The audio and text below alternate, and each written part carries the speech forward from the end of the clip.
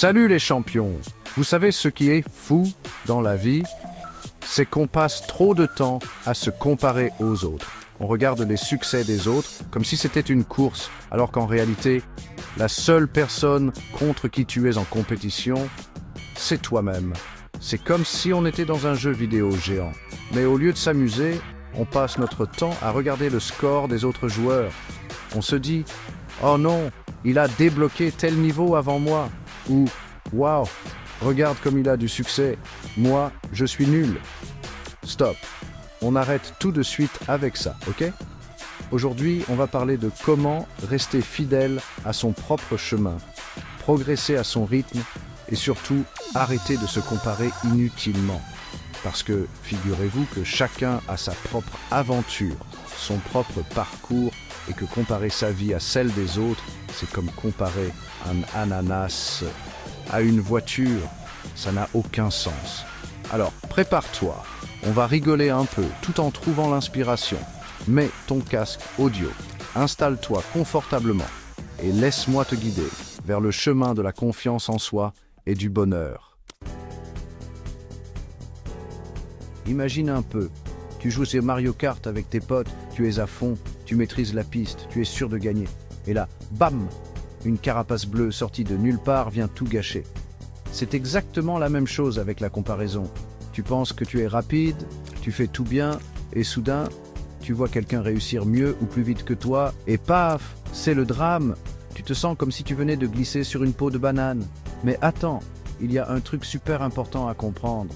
Dans la vie, la seule vraie course, c'est celle que tu mènes contre toi-même. Oublie les autres joueurs, oublie le classement, concentre-toi sur ta propre progression. Alors, respire un bon coup et dis-toi bien que chaque petit pas que tu fais, c'est une victoire. Ne laisse pas la comparaison te voler ta joie, ton énergie, ta motivation. Tu sais ce qui est vraiment cool, c'est que la Bible nous parle de tout ça. Dans Galates 6, verset 4, il est écrit que chacun examine sa propre conduite. Alors il pourra éprouver de la fierté pour lui-même, sans se comparer à un autre. Imagine, tu commences la musculation et la première fois que tu essaies de soulever 5 kilos, tu n'y arrives pas. Mais imagine maintenant qu'au bout d'un mois, grâce à tes efforts, tu arrives à soulever 20 kilos. C'est énorme. Est-ce que tu vas te comparer au gars super musclé à côté de toi qui soulève 100 kilos? Non, parce que toi, tu as progressé, tu es devenu plus fort qu'hier. Et ça, c'est tout ce qui compte. Alors arrête de regarder ce que font les autres et concentre-toi sur ton propre développement.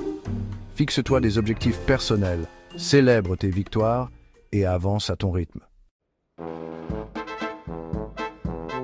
Bon, allez, je vais te raconter une petite anecdote pour te détendre. Un jour, j'étais en train de courir dans un parc et je voulais absolument suivre le rythme d'un gars qui courait super vite.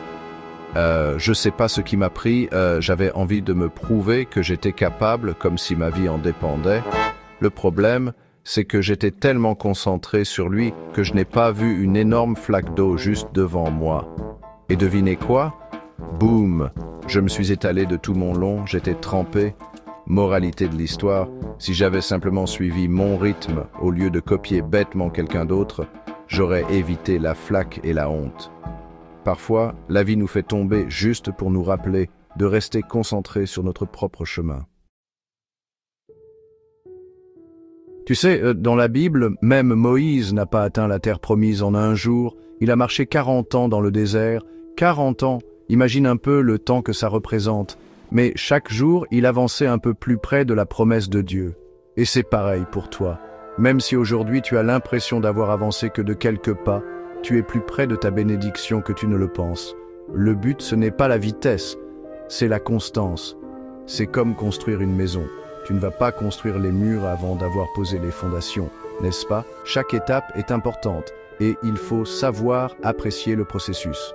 Alors sois patient, sois persévérant et n'abandonne jamais tes rêves. Continue à avancer, même si c'est un pas à la fois, et tu verras que tu finiras par atteindre ton objectif. Dans Philippiens 3:14, Paul nous dit « Je cours vers le but pour remporter le prix de la vocation céleste de Dieu en Jésus-Christ ». Tu comprends ce que ça veut dire?